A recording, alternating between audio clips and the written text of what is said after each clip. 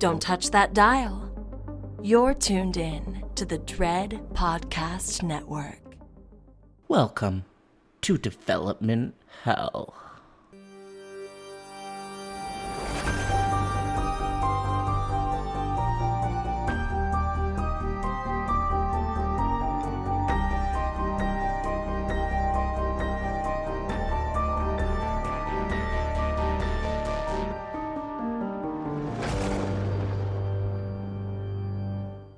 For every horror movie that hits V.O.D, countless others end up D.O.A.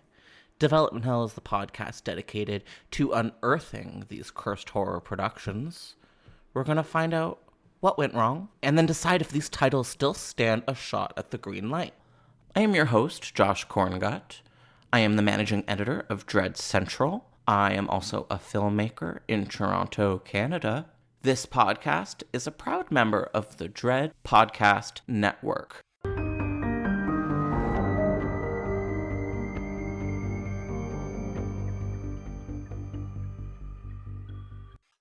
Hi, everybody, and welcome back to a brand new episode of Development Hell. Today, we are talking vampires, we are talking Nosferatu, we are talking Robert Eggers' Nosferatu. The guest is, we can hear her, Mary Beth McAndrews. How's it going? Hi, that's great. I'm happy to be here. Mary Beth has been here a couple times before. She is the Dread Central editor-in-chief, my boss. Mary Beth, how's it going? Can you reintroduce yourself for the Development Hell audience? I can. So, like Josh said, I am the editor-in-chief of Dread Central. That's pretty cool. I work with Josh. Mm-hmm. He's our managing editor. I have been writing about horror for a long time, and I love it very much. And I really love vampires. And I'm very excited to talk about this because it's vampires and German Expressionism, and it's going to be really cool. Yeah, it's going to be a fun one. I had never seen Nosferatu before. I have never seen Nosferatu before today. Had you ever seen it before? Yeah, but a long time ago, so I remembered nothing. Okay, so we've been refreshed, and I'm excited to jump into it. Today, we're going to discuss a couple of things. We're going to hit up Nosferatu, the 1922 film. Ooh, we're going to talk about Dracula, the novel, but probably not. Maybe Mary Beth is going to talk to us about German Expressionism. I think I want to get into a little bit about the Nosferatu. I cannot say. I'm never going to be able to say the title of this movie. It's so incredible. Just stop judging me, okay? Until you judge yourself. Glass houses. I do that every day. Yeah. Off to a banger start. This is going good. I'm so sad for tomorrow Josh editing this. Hi, Josh. The Nosferatu cinematic legacy. What does that mean? I want to talk a little bit about Robert Eggers, not because I know much about him, but because I want to learn from you, Mary Beth. And then And then last but not least, we're going to get real deep into the Robert Eggers Nosferatu remake that has yet to see the light of day. Would it be cool if I gave like a little seminar on the original Nosferatu film? Please, I would absolutely love a little seminar about this movie. Well, Nosferatu, A Symphony of Horror, was a 1922 silent German expressionist horror film directed by F.W. Murnau.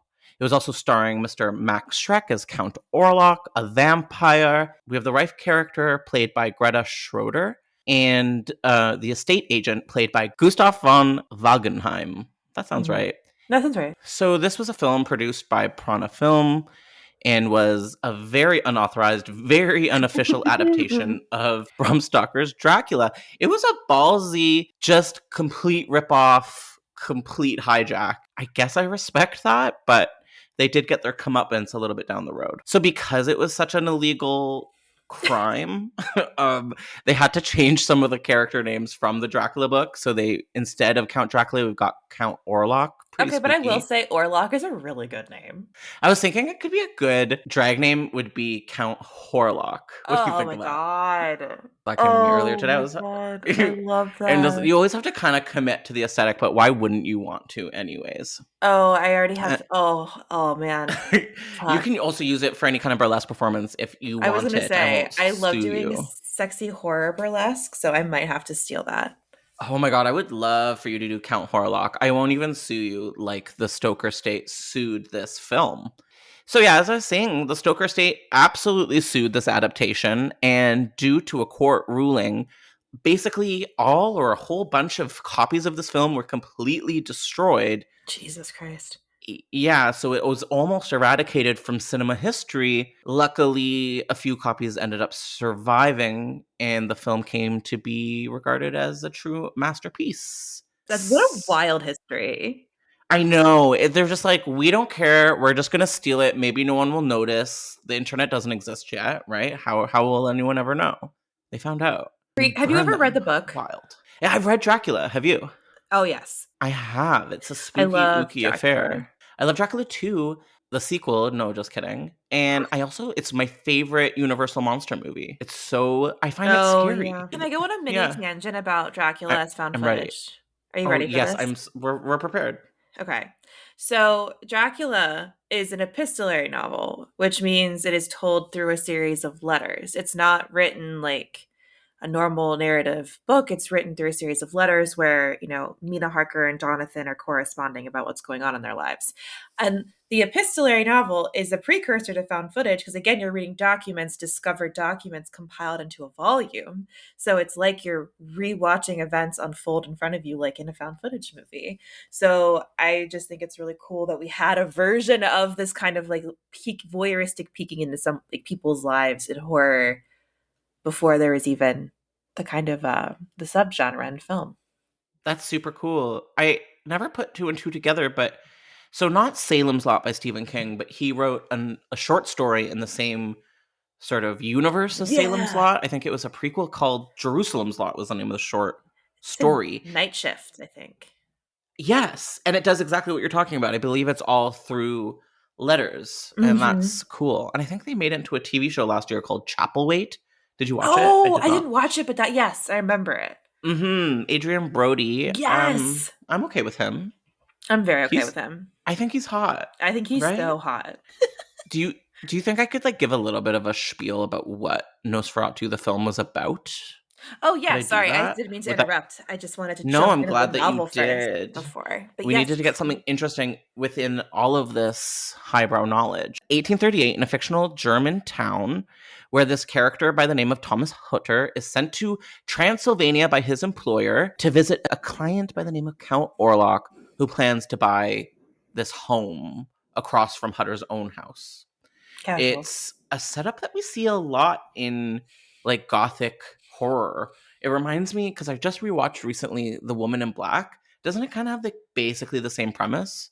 Are you familiar with that one? No, I don't think it does, though. Well, kind of like a shared trope of like young city gentlemen getting sent off to the spooky... okay. Oh, 100%. It's always like this guy who is like a step above sick Victorian child. And he's always like about to be married to the woman of his dreams who's like kind of out of his league. And he's hot though. I feel like he's always so hot. Hutter's hot in this movie. Did you feel that way? I thought he was cute. Listen, luscious eyeballs, luscious hair, beautiful man. And there was another beautiful man cast eventually in the Robert Eggers remake. And we're going to have to get to that eventually because it's a casting choice that I find especially bizarre for Eggers. But we'll get there. We'll get there. Yes. Calm down. Yeah, so basically Hutter goes out to Transylvania, goes to the spooky castle on a hill. There's a scary guy with like big eyeballs and a scary nose and scary fingers. And he's like, I guess I'll sleep here. And then, of course, the guy with the scariness like bites him in the night and is like, oops, I'm a vampire. For some reason, they get on a boat together and they go back home. And then the spooky man that may be an allegory for Jewish people, we'll get there, bites his wife, then explodes because of sunshine. And then everything's okay. Was that accurate? Yeah. I think that was accurate. That was accurate. I felt good about it. There was a remake. Are you familiar with this in 1979? Did you know about this? The Werner Herzog one. Yes. And the poster art for this 1979 remake, also a German film, as you said, by Herzog, that's the art that I kind of always had imprinted in my mind.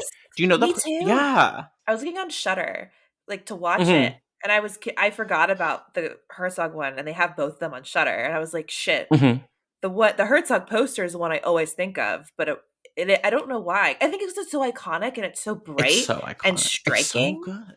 Oh, it's It's so so striking, good. and it looks like it could be from 1922. Yeah. Yeah, yeah, yeah. So I think we grew up our whole lives maybe assuming that was a poster for the 1922 film. Absolutely, it is not. Do you mind if I jump into German Expressionism I for a would love second? if you would. Cool.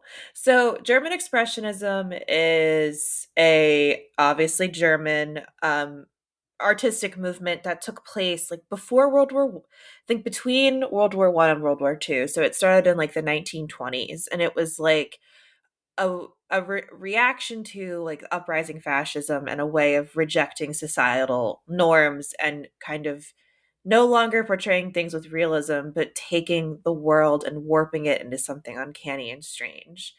So, if you've ever seen The Cabinet of Dr. Caligari, which is another classic German expressionist film, that's very much that, with like all the buildings are in weird perspectives and look very sharp, and there's a lot of like very dark under eye makeup to like really emphasize eyes and like kind of play into the horror. And Hmm. German expressionism was basically like the introduction of how to use shadows in a really fascinating way, and I think it's like it is obviously like from then on we've seen how lighting is now used in horror, and German Hmm. expressionism can take a lot of credit for how horror decided to use lighting and use it in such an effective way. Very um cool. Yeah, and it's like really kind of cool. forced perspective for like really weird narrow alleys and just Hmm. like messing with your brain in a kind of gothic way. Do you remember when you first encountered German expressionism? Yeah. Was there like a first moment? Yeah, so in college, I took a horror film class, which was really cool.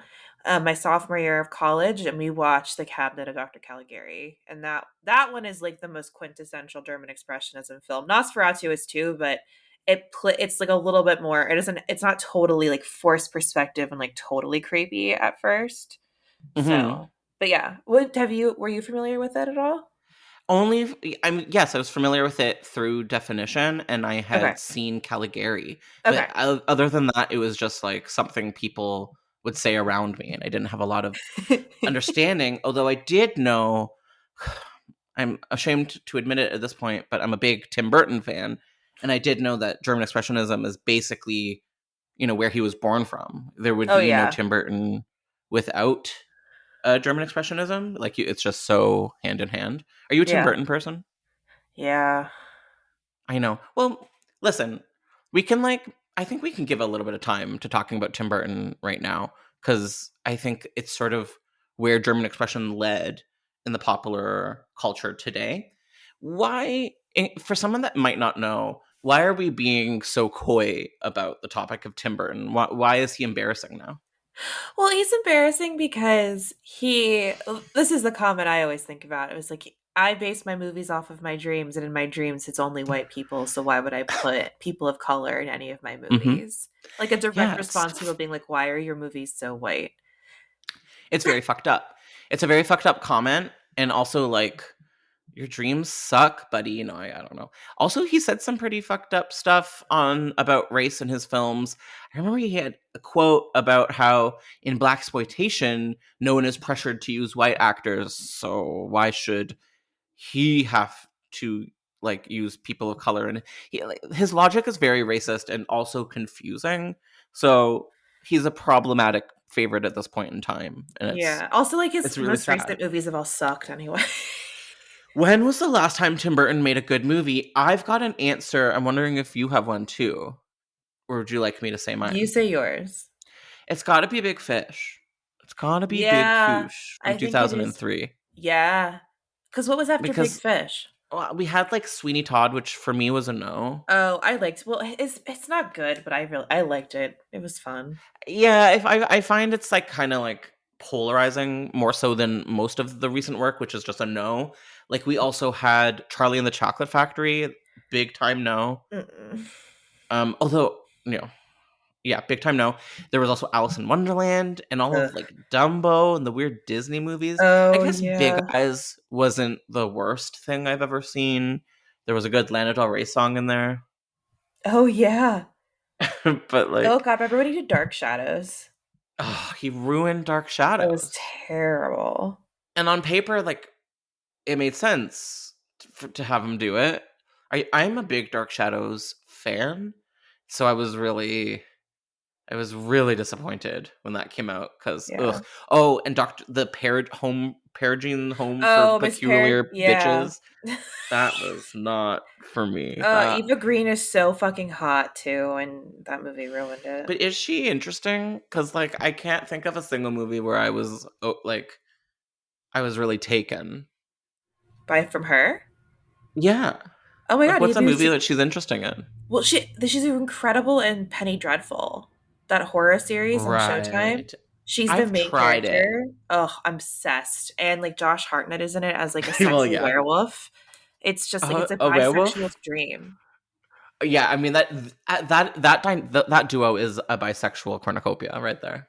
It is Very beautiful. It is a bisexual cornucopia. That is exactly it. Oh my god, I should do a list for work about best bisexual pairings in horror movies. Anyway. Oh, I like that because honestly, you could just put anything you wanted to as long as you backed it up properly. Yep, Because it's happy vague trying. enough that you could do anything. I like it. People And really also, like it. They'll really understand it.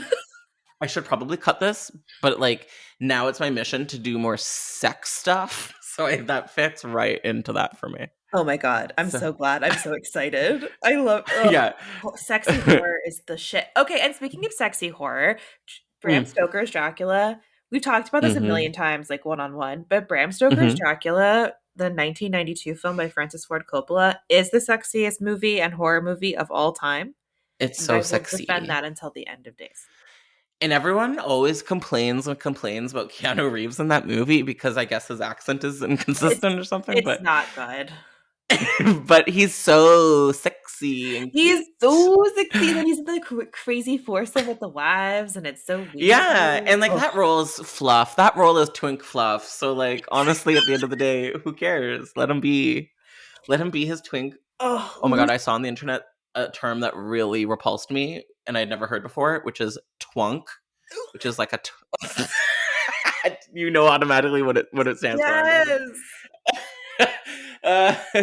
Someone's called someone's dad a twunk. I forgot. It was really upsetting for me. Which I am not. I'm twink floof. Anywho, yeah, I want to take 3 seconds to talk about Dracula as a thing because that adaptation, so incredible. Probably my favorite incarnation of Dracula. I agree. It's so good.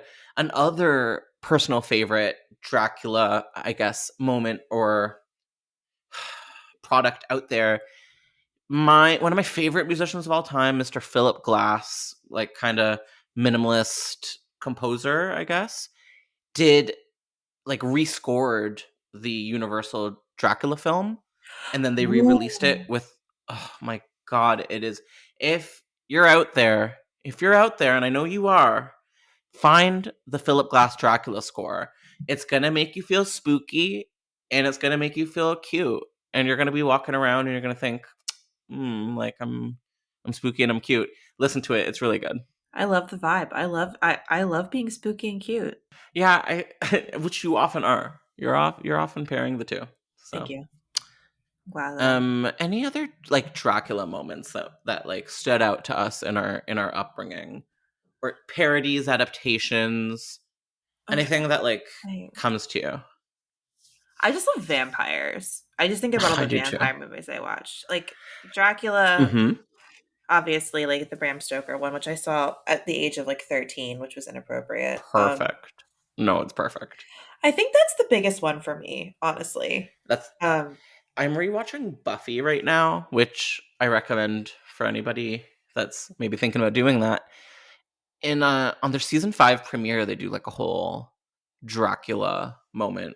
Any Buffy fans out there, you know what I'm talking about. They didn't do it well though. Sorry, Buffy.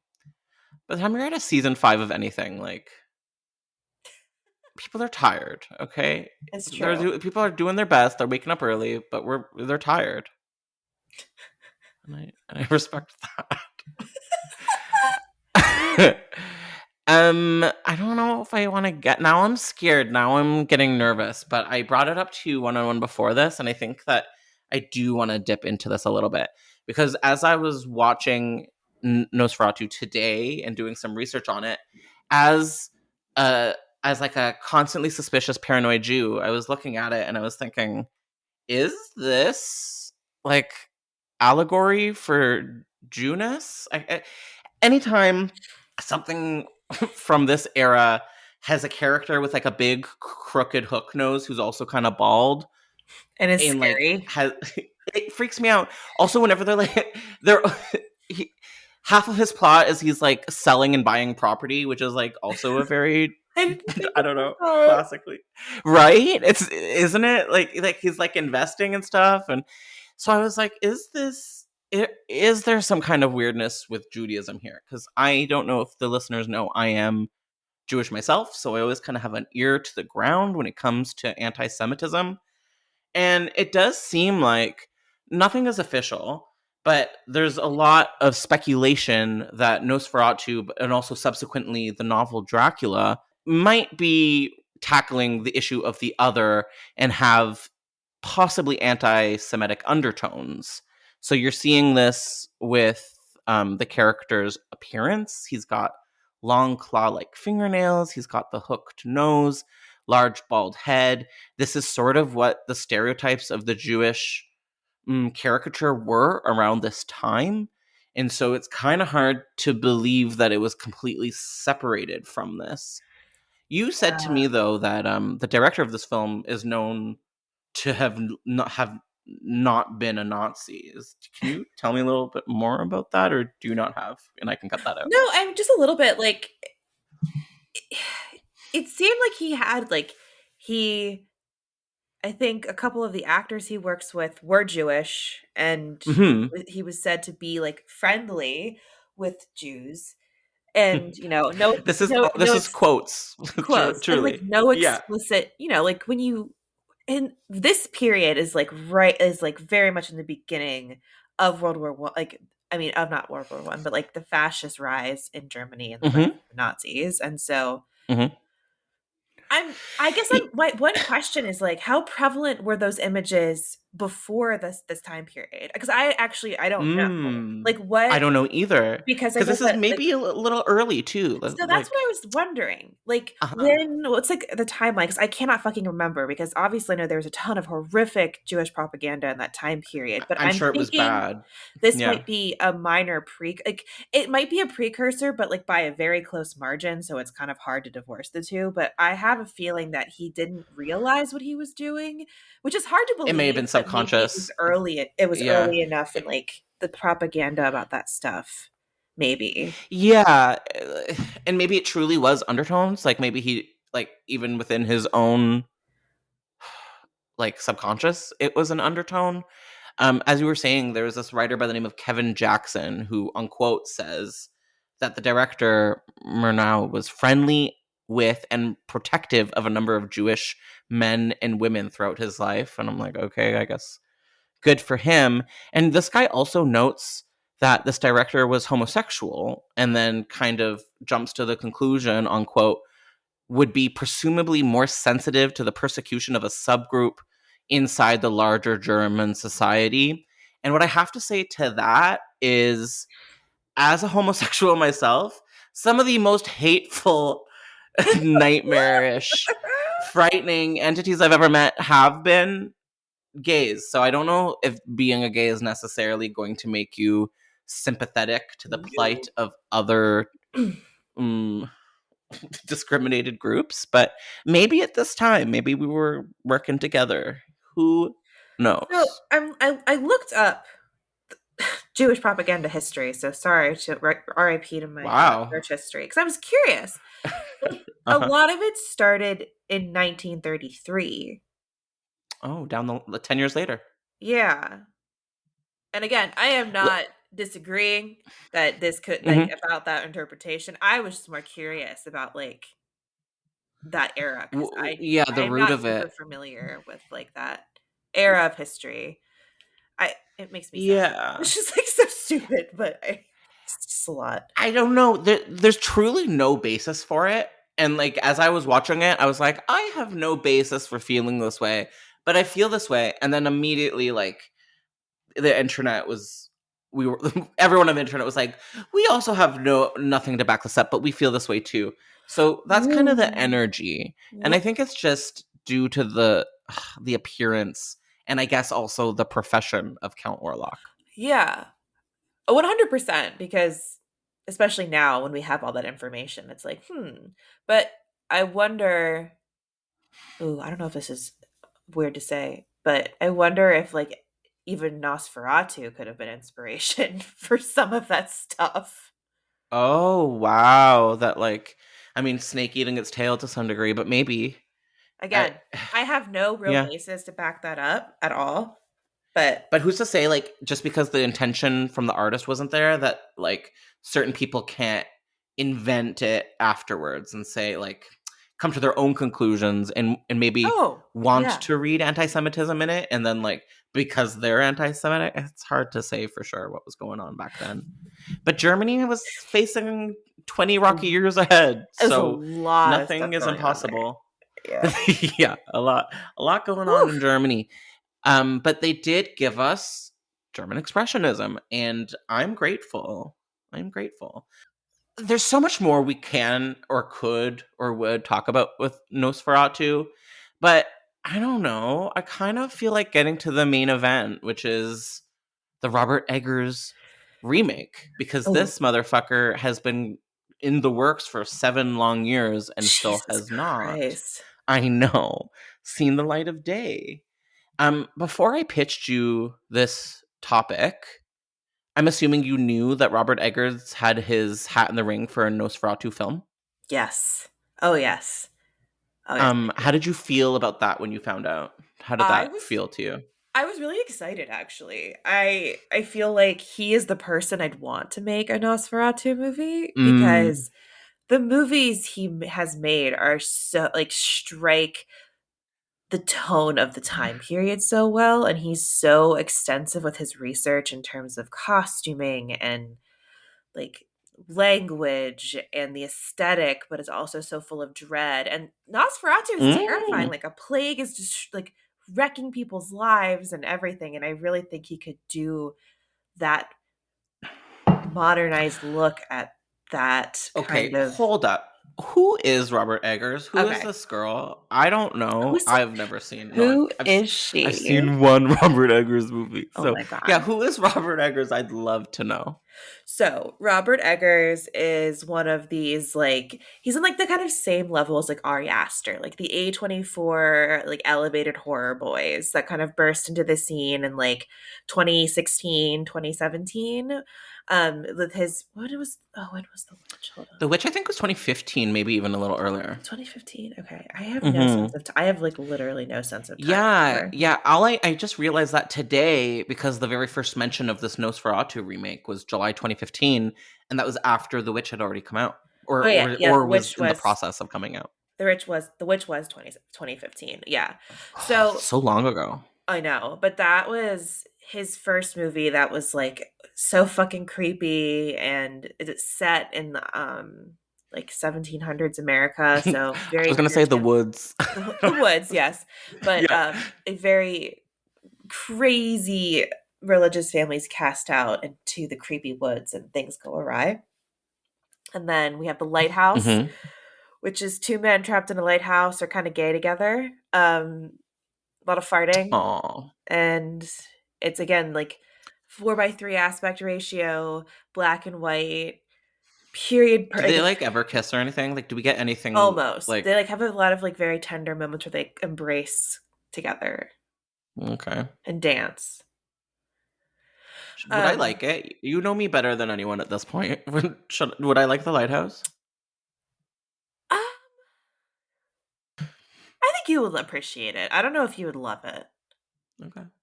I liked The Witch, like solid B plus for Josh. Then you're not gonna like the lighthouse. Oh, interesting. I don't think. I don't know. I like the lighthouse, but I love the witch better. But then he also just did the Northman that just came out a couple weeks ago, which is, again, another period-specific movie, Vikings, but this is by Focus Features, and it had a huge budget, like bigger than he's had 90 mil. before. Mm-hmm. Bigger than he's had before, and it's really good. It's like a Viking revenge epic that it's just, mwah, chef's kiss. I would say that's a good summation of Mr. Eggers. I always get his name wrong. I always call him David Eggers. And I call him Roger. I'm probably so. Yeah, you do. We always call him David or Roger Eggers at work, and it's always a mistake. No, One day we always we've never joke done that one day we're going to talk to him and we're going to fuck up his name. He's going to be like, "What is wrong with you?" No, we are, and I'm going to call it Nosferatu. I've never said Nosferatu right once in my life. You have a couple times. I'm really proud of you, actually. It's so hard. I'm proud. What did I had some good fake ones for it. What was what was the one I used? No, it was like nose something poo. Hold on, let me find it. Yeah, please find it. It was my finest work. I've never been such a talented. I'm vamping until she finds it. Maybe I'm overhyping it. Nose to ass foo. Not as good, but it's better. It's really good. Nose to ass. Wait, say it again. Nose to ass foo. Oh no. I literally just turned my computer off. Can you still hear me? Oh my god, my screen is off. I have to put in my password. What if everything's bad? You're here. Hey, it's gonna be fine, actually. We're good. Everything's fine. Oh my god, I put in my password wrong. I'm never gonna be okay. Okay, I'm back. Wow. I'm gonna keep that all in for authenticity, actually. I love it. This is the way. This is the reality of podcasting. It's just 90% panic. Yeah, 90% panic. And 10% gay. How was Bjork and how was Nicole Kidman? The only two reasons I'd want to go see The Northman. Okay, so Bjork is in it for all of 3 minutes, but she's incredible. Okay. She's incredible. The Lena Quigley of The Northman. Oh. Are you okay? Oh no, I killed Mary Beth. I was only one heartbeat away from the crown. That was the most incredible joke I've ever heard. Oh my god! Oh, that was so good. Thank you. Our audience don't even know why. I know. It's gonna like neuter the joke, but why is it funny? Because Lena Quigley is a queen who appears for 2 seconds in so many horror movies and like just gets a check for showing up for like literally 3 lines, and it's the best. I love that for her. It's incredible. I'm sure she doesn't show up. I'm sure she has a green screen in her garage, and I celebrate her more than I celebrate almost anyone else on this planet. I agree. I love it. Did you know about her like 1980s like sexy horror workout videos? No. Yeah, it was like post Jane Fonda, but like make it sexy and naked, I think, to some degree as well. Oh my god. Oh, what a queen. What a queen. We have to feature that. Yeah, we love you. Okay. Do you feel ready? Do you feel prepared? Do you feel stable enough to dip into Robert Eggers' remake of Nosferatu? Yes. So back in July of 2015, Deadline reported that Studio 8, never heard of it. What is Studio 8? Do you know what Studio 8 is? Nope. Okay, so in 2015, Deadline reports that Studio 8 and Eggers were on track to produce this remake of Nosferatu. At the time, Eggers had only produced The Witch, but it definitely, like, if I was a 2015 Hollywood producer and I saw The Witch, I'd be like, give him $5 million and let's make Nosferatu. Agreed. So, yeah, it was reported as early as 7 years ago. And according to the Deadline report, it was going to be a visceral adaptation of the 1922 silent film and bring back the horrific vampire of Eastern European folklore to the screen. We had Jay Van Hoy and Lars Knutson Parts and no, I'm gonna say this all again. We had Jay Van Hoy and Lars Knutson. No, okay.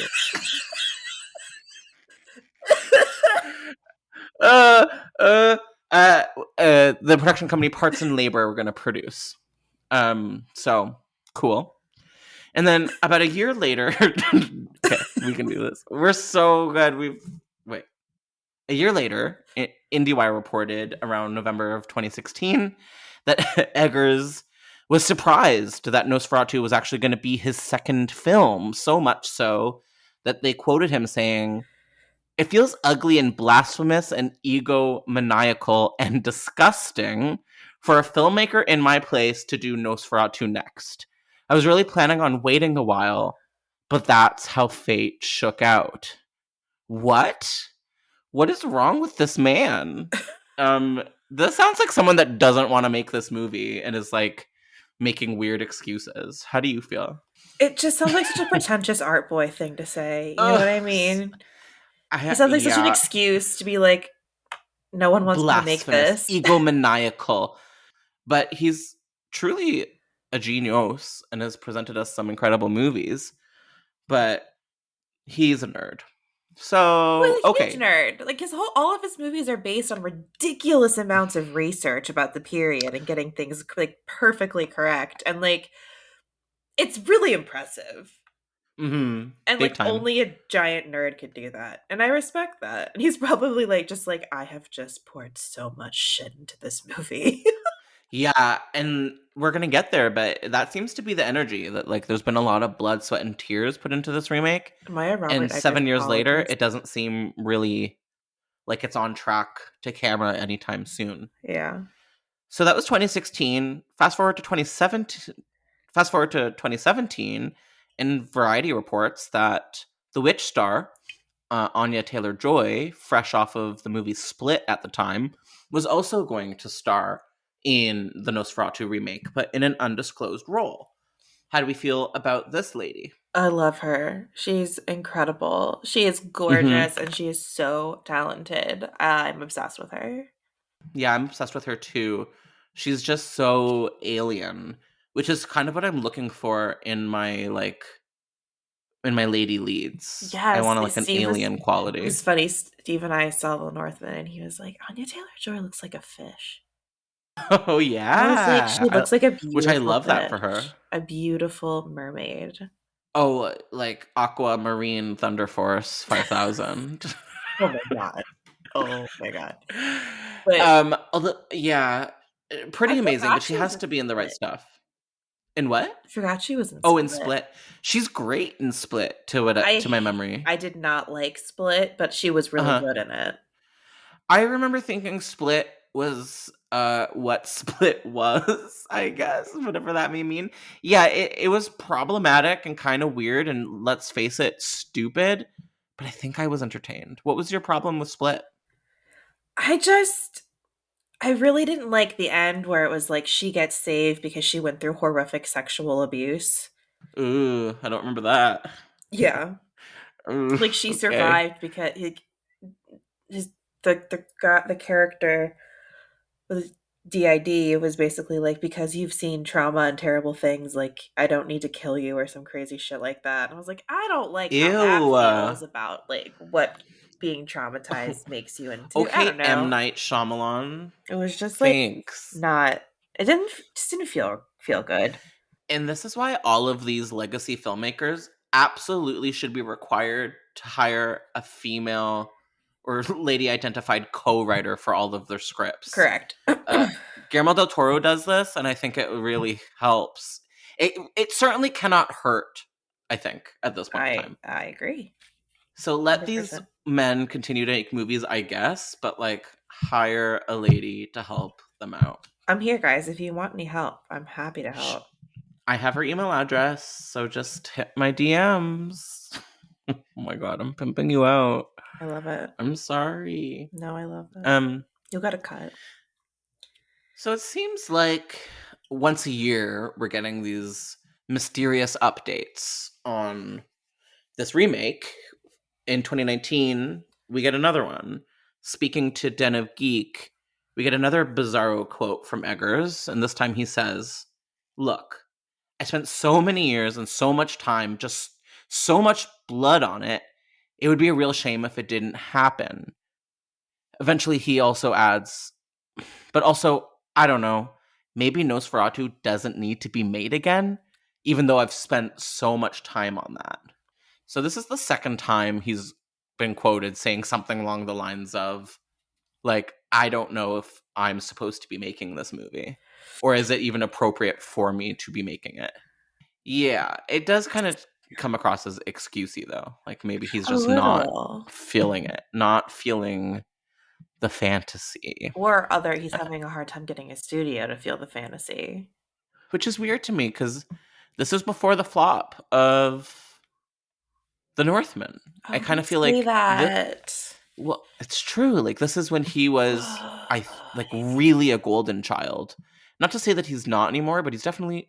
I'm guessing he's not, due to the nature of the beast. You know, you get in trouble if your film doesn't make money. Yeah. Um. Ugh, so sad. I also think, and we'll get to this more at the end, but the fact that his recent big budget action movie didn't perform the way that people were hoping it would, it may be the reason that he goes back to doing smaller A24 horror movies. Yeah. It may even be the reason that Nosferatu does get made in the long run, but we'll see. Yeah. So there was a lot of speculation about who Anya Taylor-Joy was going to be playing. If you had to guess, who do you think it was? Do you think there's a chance it was Nosferatu? Oh, I always thought it would be Mina. Or she would be the lady. Absolutely. I do not see Eggers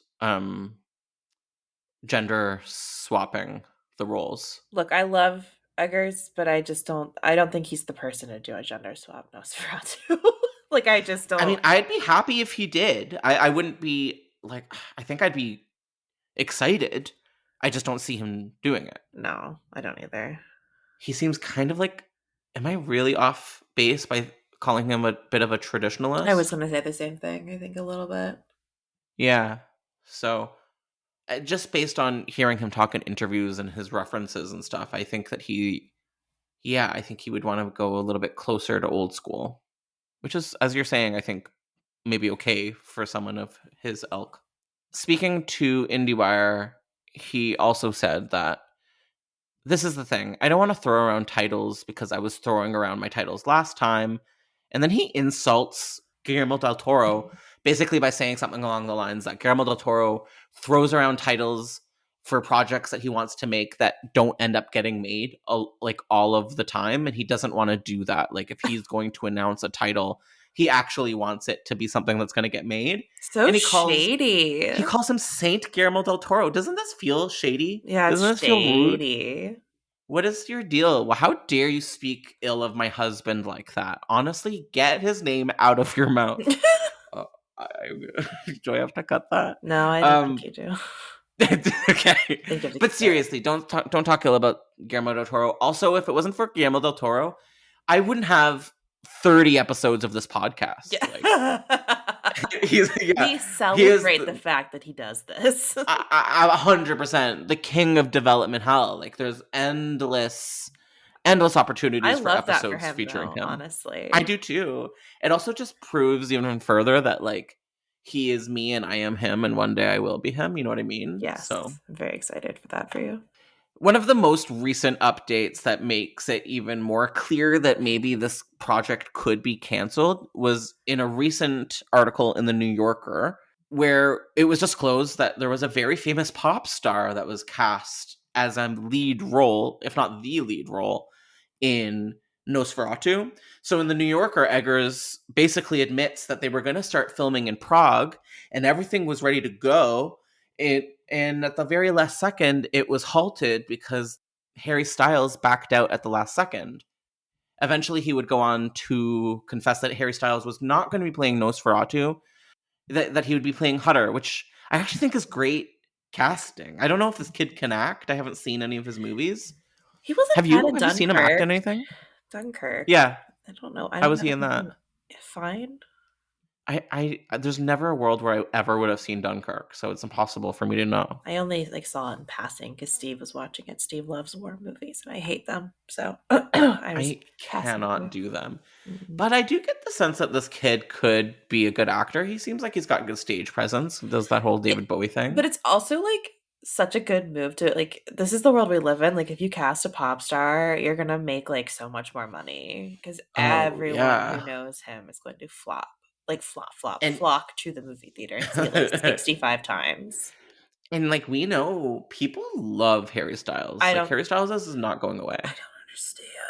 I I don't don't think understand. I don't dislike him. I just stan culture scares the shit out of me. I kind of know what you mean because it's unhinged. As someone that participates in stan culture to some degree, it's we're violent. You And are. we're not thinking straight. And You're I think there's animals. trauma involved, and You're I can't feral. exactly tell you to what degree. You're fucking Yeah. feral creatures. Yeah, we're fucked. I think for when it comes to Harry Styles, obviously it's all down to One Direction and a certain generation being obsessed with One Direction as children and then not letting go and then sort of digging deep as adults with his solo career. That's so weird. It is weird. I want to support the Harry Styles as a person that never cared about One Direction. It just wasn't my demo. No. Me neither. I want to support the solo career. The aesthetics are correct. It's true. And I feel the moves are in the right direction, but the music's not interesting yet. And I really want it to be. I like some of his Watermelon Sugar. What is I was just listening to that song today, actually. Oh, you were? I love that it's not offensive for sure. It's just it could be fun. better. It's a good summer. It's just yeah, I know. It's weird. He's he's very much straddling this line between being weird and very commercial, which I think is fascinating. Non-committal to gender norms, which is cool too. Yeah, it's interesting. It's queer baiting at its finest. Yeah, I was gonna say I'm of two thoughts there, but also I'm okay with he's that. introducing some stuff to people that maybe wouldn't have been exposed to gender fluidity kind of stuff. So I mean, in that regard, I can respect it. I think he's lucky because he's coming around at the exact point in time where it's no longer risky and it's just kind of cool. But that's not his fault or whoever's making these decisions for him. Yeah. So, because if he was doing this, 5 years ago, it would be hugely risky and dangerous. And it just isn't now. Now it's just kind of high fashion to sort of straddle that line. Yep. But I like it. I do too. So he has this new album coming out, or maybe it is out. I don't think it's out yet. Called Harry's House. I think his new album's out. I don't know if this is a complete fact, but I'm going to run with it as though it is one. One of his first major press moments for this new album was to be on the cover of a magazine, but instead of a music magazine, he was on the cover of Home and Garden to really push. I did see. You know what I mean? Yes, he's digging in the dirt and his feet are out. Yeah, it's it's to press the concept album element is kind of ironic and kind of an artsy move, and it makes me laugh. I'd be okay with him in this. I don't know. I'm not anti that casting.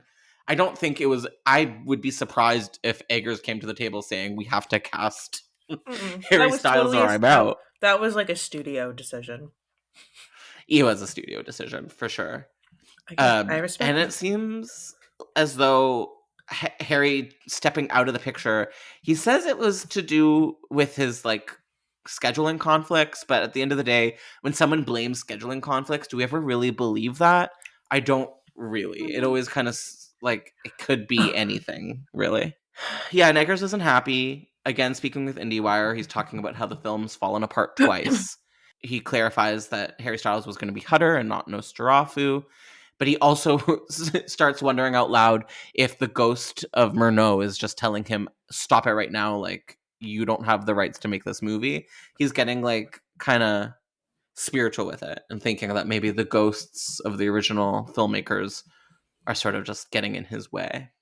And I know it's not really what he means, but Cursed he's Films, right. Season 3. Cursed Films Season 3. I was actually thinking that this whole time, that could this be a Cursed Films episode? And I guess it could be. Why not, honey? Exactly. Honey bear wine newt. Okay. Are we ready to conclude? Are we ready to go to conclusions territories? I am. I'm ready. Okay. Well, then the major question for you, and I think you know this because you've been here before, are we going to get to see the Eggers version or not? We get to decide ultimately if it's going to happen. Like, we're the bigwigs. We have the money, honey. Yeah. So we get to decide. So we have to be very careful with our answer. And I'm going to give this one to you. Is the Eggers version of Nosferatu ever going to happen?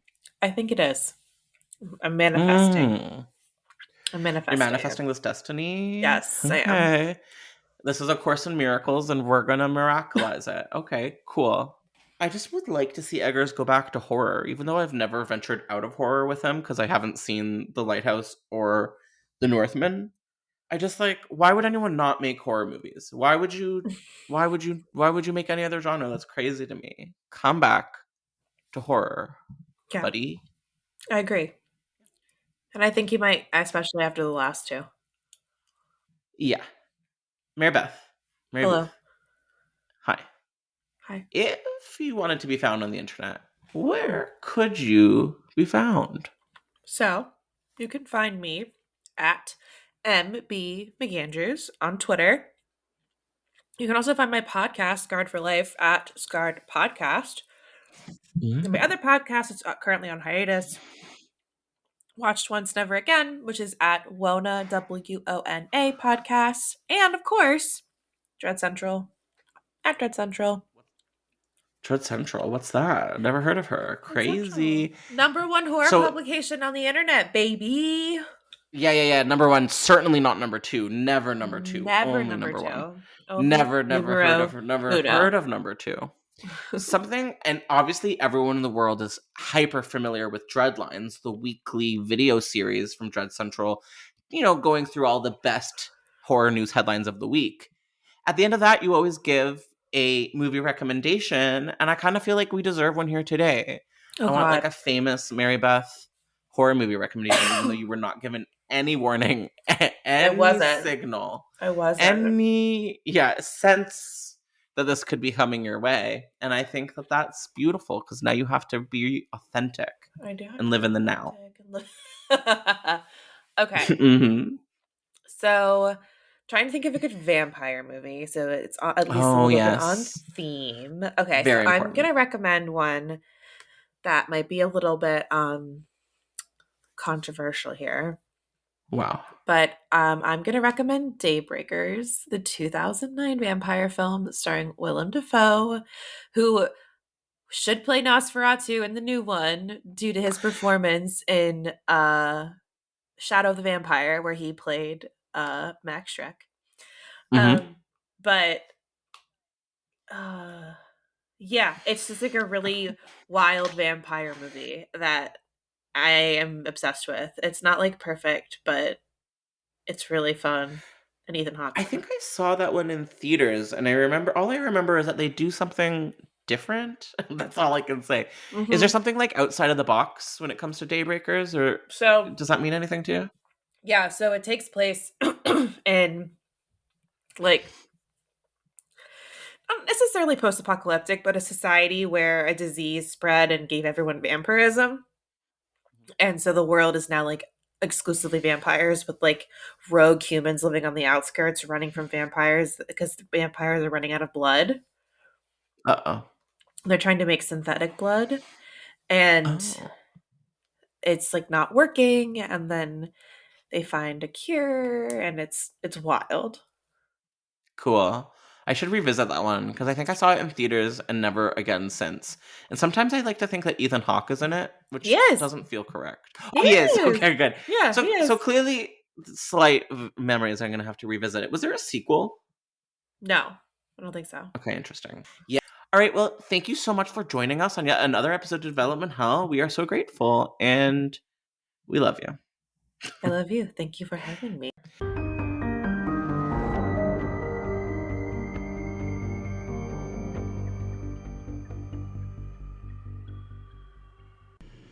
Thank you so much for listening to Development Hell.